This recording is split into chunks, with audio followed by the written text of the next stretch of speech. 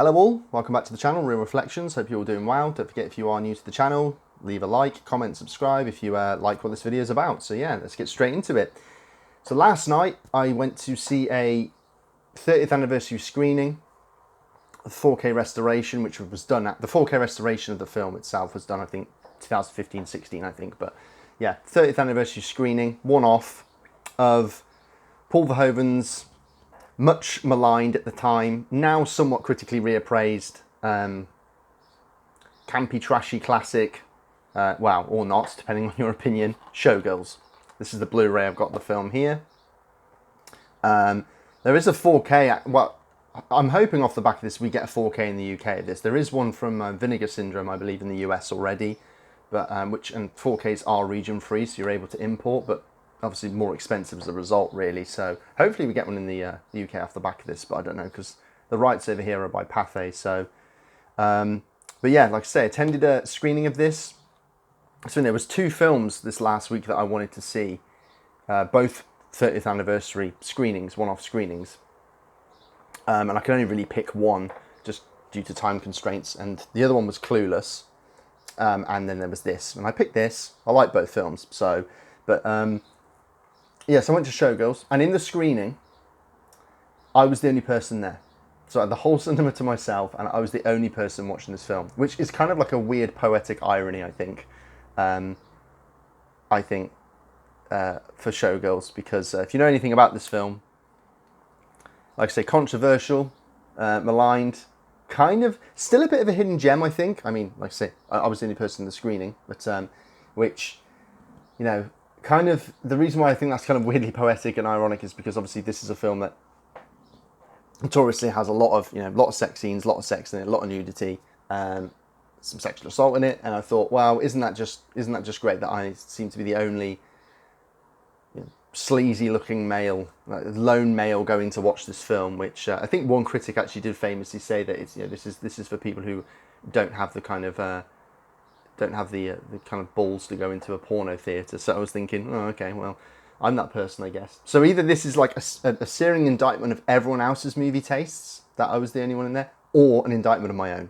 I'll leave that to you. But yeah, I was the only person there watching it. So, but it was a unique experience, I suppose. So yeah, Showgirls. What to say about it, right? Paul Verhoeven, of course, a film that pretty much derailed or his Hollywood career at the time, which was proving very successful off the back of massive hit Basic Instinct in 91, 92. Even, same script writer as Basic Instinct, Joe Eszterhas as well. And with this, it kind of really sank both their careers, as well as the lead, Elizabeth Berkley, who, of course, was at the time most famous for Saved by the Bell, the TV show. And she got most of the flack, though, which I think is, again, a weird poetic irony, that the lead actress got most of the flack, not the director, the producer, or the scriptwriter. Because that kind of doubles onto a lot of the things that Showgirls brings up, a lot of the issues, okay? So this was like one of the, like I said, it was very much critically, absolutely bashed at the time, as well as it didn't do well commercially. It didn't recoup the cost, which is about 35 million this film cost at the time, which is actually quite a lot for a film back in 95 with this subject matter, quite a lot of money. Still sits at a 24% Rotten Tomato rating and a 5.1 IMDb rating. It does fare better on Letterboxd, around 3.4, but that is a site for cinephiles, so that kind of makes a bit more sense. This film's always had a few ardent admirers, though, and like I say, I think it has been reassessed more and reappraised more in the decades that have followed. It's had, and in fact, it has a few really interesting admirers. So Jim Jarmusch is a noted admirer of this film, as is the French New Wave director Jacques Rivette, believe it or not, who thought at the time it was one of the great American films. I actually said about it, he said that Showgirls was a film about learning to survive in a world populated by arseholes. And, I think there's quite a lot of truth to that statement. So, in terms of how accurate that is, the depiction of the film and it's the film's philosophy, as it were. Or even the kind of Verhoeven's philosophy as a whole, I think, in a lot of his films. But we'll get into that more. So it was the first kind of big budget mainstream movie to be marketed and released in cinemas to have the dreaded NC-17 rating. So that also factored into it not being that successful, because that automatically limits the people that can see your film. And some cinemas even refused to kind of show the film at all unless the major cuts were made, or some just refused to show it at all, actually. So that really did damage to it, and it really found its home on kind of home release afterwards, and kind of recouped its money from that as a result, actually. And like I say, it's become a cult classic ever since. Essentially, the film tells the story, if you are unaware of what Showgirls is about, I'd argue, where have you been? But it tells the story of Naomi, played by Elizabeth Berkley, like I said, who essentially travels to Las Vegas. You don't know much about her past at all. That's kind of revealed later in the film. But yeah, she's a stranger that basically hitchhikes a lift into Las Vegas because she wants to be a dancer. She wants to have a career as a successful dancer in Las Vegas. Immediately upon getting there, she's kind of scammed. She loses her suitcase. She befriends someone, though, Molly, who helps her, gives her a place to crash and stay. Molly works in the kind of showgirl industry. And then we kind of jump forward 6 weeks later to see that she has got a job, Naomi, but in a topless bar, Cheaters. That's all. That's the job she can get. And it becomes her dream to kind of get a job at this kind of bit more luxurious upmarket, if you like, hotel, the Stardust Hotel, in which the lead performer there of the show is Gina Gershon's character, Crystal, who she immediately doesn't take a liking to. And, you know, the show's run by the producer, Zach, there played by Carl McLachlan, of course, best known for his work probably with David Lynch. You know, he's probably, in fact, hot off kind of Twin Peaks at this point, right, really.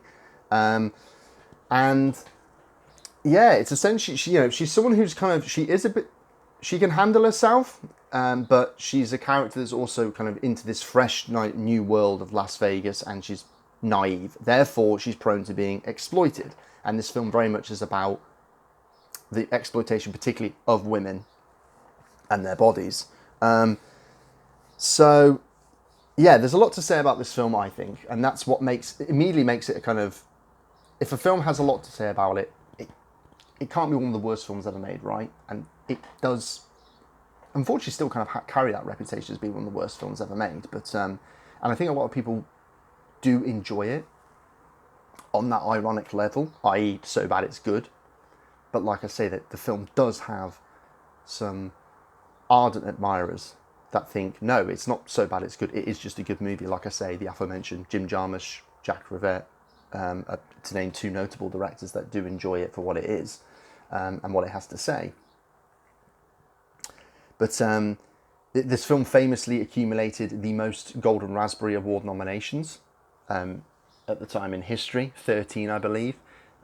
Which essentially, if you don't know, the Golden Raspberry Awards, the Razzies, are kind of the opposite to the Oscars, right? So they basically nominate a film for worst everything, whether that's worst producer, worst director, worst acting, whatever it might be, okay? And Showgirls picked up 13 nominations, and Paul Verhoeven famously was the first person to turn up in person to collect the awards that it won. And it did win a few. I think it won 7, I think. So, Verhoeven has good humour, but I think you can get that impression from his films. So yeah, has a like I say, huge reputation as being a terrible film, but I actually think it's an excellent film, actually. In fact, so my history with Verhoeven's films is quite unique, I think, in the sense that, unique in terms of my viewing history anyway, because every single one of his films, I don't think I loved on first watching them, but all of them I like more the more I watch them. And usually the last one that I've watched, I always come out and go, this might be my favourite Paul Verhoeven film, It doesn't matter which one, and it keeps happening. So I came out of the screening last night and went, do you know what, Showgirls might be my favourite Paul Verhoeven film now. So, I mean, that says something. Coupled with the fact that, when I first, I don't know, it'd be interesting to hear you guys how you first heard of this film, came about it, but for me, in Britain, anyway, there was this series by Channel 4 in the early 2000s. Channel 4 were obsessed with making these these programs, these multi-part programs that were like countdown lists. So they did, for example, the 100 greatest TV adverts, the 100 greatest toys, the 100 greatest, and then they did film-related ones, 100 greatest actors, 50 greatest films, 100 scariest moments was one I remember watching. And one of them was the 100 sexiest moments. And in the top 20 was the moment, the pool scene from Showgirls, believe it or not, which is kind of notoriously known as being a bad sex scene, if anything. But nonetheless, it made the list. And that's when I first came across it. And obviously, as a kind of a male teenager, I sought the film out for kind of those kinds of reasons. And I suppose the hidden depths of the film really passed me by. And it wasn't until I really got it on Blu-ray and rewatched it a few times, I began to appreciate the film for what I think it is. The question is, none of us seem to agree on what we think it is. Is it a satire that misses the mark? Is it actually really straight-faced? Is it just an awfully misjudged movie that has poor casting, poor direction, terrible acting, terrible screenplay? Or is it a film that actually presses a lot of hot buttons and actually kind of hits the nail on the head with a lot of its observations, shall we say? And I think you have to have an awareness of Verhoeven's wider dramatic register or ironic register as a filmmaker to kind of really appreciate and perhaps view the film from that perspective of a satire, or at least indeed a kind of a scathing look that I mean, I'm not letting Verhoeven off the hook here in the sense that he is definitely a purveyor of bad taste, unashamedly so. But that's what kind of makes him more honest and truthful of a filmmaker. I actually appreciate Verhoeven for the fact that he actually he will openly admit and indulge in the bad taste and the trash that he even seeks to critique. Because I actually think he gets to, like I say, a greater truth as the result of that. In fact, I would argue that Showgirls is a great example of where the barrier, the false binary between trash and art, or exploitation and art, is completely eroded. And actually you can have a trashy film that is artistic and has artistic merit. For me, Showgirls is actually one of those examples. As is a lot of Verhoeven's films, actually, in my opinion.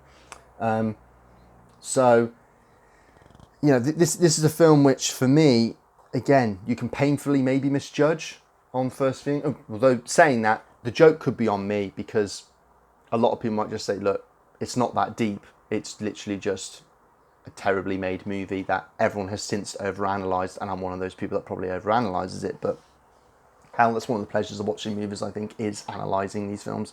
But yeah, essentially, I mean, a couple of observations that I have. I mean, it's interesting that, so Kenneth Turan wrote about this film, who I think writes for the LA Times, I believe. He's an LA-based film critic. He said at the time that even Verhoeven manages to make extensive nudity, of which there is a lot in this film, and sex, extensive nudity exquisitely boring. And to me, that is a prime example of, at the time, a critic missing the point of this film. Because is that not the point of Showgirls? I'm not sure whether Showgirls is meant to be sexy or not as a film. But I think one of the points is to have such extensive nudity to the point where you become desensitized to it. It becomes just another layer of artifice, okay, of bodies being exploited by the entertainment industry in relation to, of course, the showgirl industry in this, or the stripper industry. And the whole point of that is, yeah, you are utterly desensitized to it, because essentially it moves beyond the level of sexualization to just sheer objectification, which I'm sure is what Verhoeven wanted to depict, is how these women are exploited by this industry. I think that exploitation works two ways in this film. I don't think it's just a one-way street here, which is, I think Verhoeven's also commenting on the consumers of that also being exploited, the suckers, the audience, kind of us, right, the consumers of such thing, in the sense that the entertainment industry functions on two levels, which is it's to exploit the people that work for it, but also to exploit the people that consume it, okay? And I think Showgirls is a really good example of showing that in action. You know, the returning punters that, you know, you can look but you don't touch. They're the ones that pay the money, and these people earn a lot of money that work in this industry, it seems. Okay, well, when you get to a certain level, of course. Otherwise, you are just literally exploited, of course, by those that hire you. So it works on kind of multiple levels. This level of, you know, this element of exploitation, and I think, for me, one of my key takeaways from Showgirls is how, like, kind of, it is a film that seems to be increasingly relevant now, I think, for multiple reasons, which I'll quickly go into. One is, of course, that there is a notorious sexual assault scene in this movie, which drew a lot of controversy in of itself, in which Molly, Naomi's best friend, is subjected to sexual assault in the film, in which no justice is served in terms of the law and order, because she's assaulted by a celebrity who has, kind of potentially could have a future endorsement or sponsorship deal by the hotel, and so they sweep it under the carpet and there's no repercussions. So that starts like a kind of mini redemption arc for Naomi's character, who takes into her own hands and kind of sacrifices her career in order to make out justice for her friend. And a lot of people have said, that you kind of, the fact that is a plot point that is then used is really problematic. And I'm not saying it isn't problematic. And the fact that it happens to the black best friend of the picture, is it racially problematic as well? Although I would argue Molly is the only character in the film that is completely likable, that emerges with 100% integrity, in the sense that she's not working anyone else. She doesn't, she hasn't got a grift, she hasn't got an angle. She literally just has her friendship with Naomi, which is wholesome, okay? And I suppose you need that then to then say the sexual assault that happens to her, even Molly can't escape the sexualization and exploitation of women in this seedy world, okay, in Las Vegas, that she can't escape from it, unscathed. However, I would also argue as well that looking at that scene now, one only thinks of, for example, all of the perpetrators that got away with sexual assault because of their relative positions of power within the entertainment industry since, and all the cases that have come to light, whether it's Cosby, whether it's in this country Jimmy Savile, whether it's, of course, Diddy, or, the biggest example, of course, Harvey Weinstein, if you want to use a film example. And I do feel like a part of the film's lack of popularity when it came out is because I think people from within the industry and that worked around it were maybe they were a bit uncomfortable even back in '95 with some of the truths that were on offer here, because this is a very thinly veiled allegory of Hollywood, I think. And if you don't believe me, think about, so there was a sequel planned for this if it was financially successful, which of course it wasn't, in which Naomi goes to Hollywood. And if you think that's just a rumor, you only have to look at the final shot of the film, in which, minor spoilers here for anyone that hasn't seen it, I suppose, but hopefully you've seen the film if you're this far into the video. But she's picked up by the same hitchhiker that essentially scammed her when she got to Vegas, and he stole all of her belongings and possessions in the suitcase. So that's a bit of a weird plot contrivance, but let's just go for it because let's say it's for comedic effect. But basically the camera cranes up when she's on the highway leaving, and you see the billboard for Goddess, which she's on, and then she's conquered that world, and then we see, of course, in the distance a sign saying Los Angeles, 350 miles away. The next logical step for her in this entertainment industry is indeed Hollywood. I think that's exactly what Verhoeven was saying in that final shot. And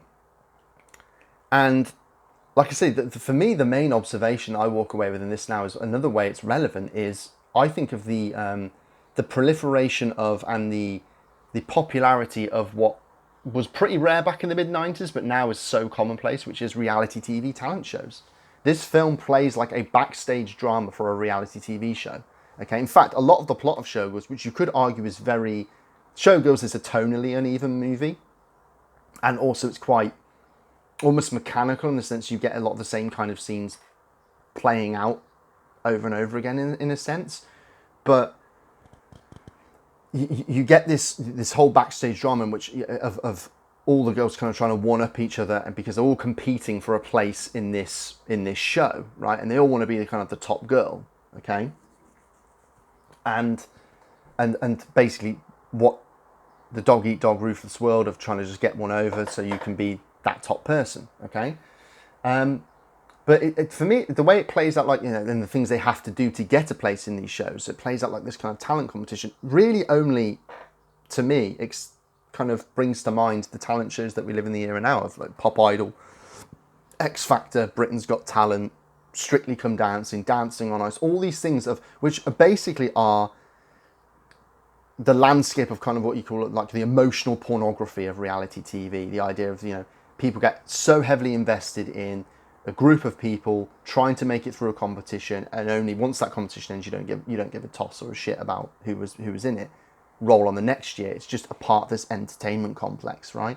In which, you know, the best way to get through these competitions is these, like I say, the landscape of emotional pornography and ruthless, hyper-competitive, individualistic competitions in which the consumer, such as me and you, is always exploited with these shows. Why? Because we have to pay to say, it's done under the guise of democratic process, right? So the popularity is who stays in by vote, but you have to pay to say who stays in or not, thereby doing the work of, say, someone like Simon Cowell, who's meant to be a music producer. You do the work, you do the labour for him, and that's how the consumer is also exploited as well as the person doing the performing, for, you know, entertainment reasons. And the amount of people that naively join these competitions having no idea about what, not just what's entailed, but the damage it's going to do on their mental health, for one thing. We've seen plenty of examples of that on these shows. Kind of shows the exploitative nature of the business. And again, this goes back to the dual critiquing, I think, of Showgirls, which functions to show the level of exploitation of not just the performer, but also the consumer, i.e. us. So Showgirls actually functions really to show the level of artifice on multiple levels, I think. Visually, it does that through, I mean, Verhoeven's obsessed with showing like reflective surfaces and mirrors and you know, glitz and the glamour, and obviously like the hollow, like I said, the hollow artifice of it all, because we're seeing the horrible things that are going on and how people are treated behind that. But also, like I say, the fact that he still gives us those pleasures that he's indicting Verhoeven, which again doesn't let him off the hook, but also adds that level of ambiguity and complexity to the film, in which we're watching this and Verhoeven's kind of winking to us saying, you're watching though, right? It's kind of similar to what he does with Basic Instinct, I think, where he kind of simultaneously deconstructs the erotic thriller as he simultaneously defines it for a whole new generation. So I think there's a lot of like complexities going on in his work that make it really, really interesting. But yeah, I like I say, I like this film more and more every time I see it. But it'd be interesting to know your guys' thoughts on it, your history with the film, if you've seen it. Have you actually gone to the cinema to see this, if it's showing round where you are? And what do you think of it? Do you think it is just trash, or do you think it's something more than that? Or do you think it's just genuinely a great film, or so bad that it's good? It is a really interesting kind of litmus test, I think, and test case for your kind of your tastes as a film goer. Like I said, I was the only person in the cinema screening, so I don't know what that says about my taste compared to everyone else's, but there you are. But yeah, Showgirls. Yeah, do really like it. So yeah, let me know your thoughts, guys, in the comments below, and I hope you've enjoyed the video, and I hope to see you on the next one. And as always, take care.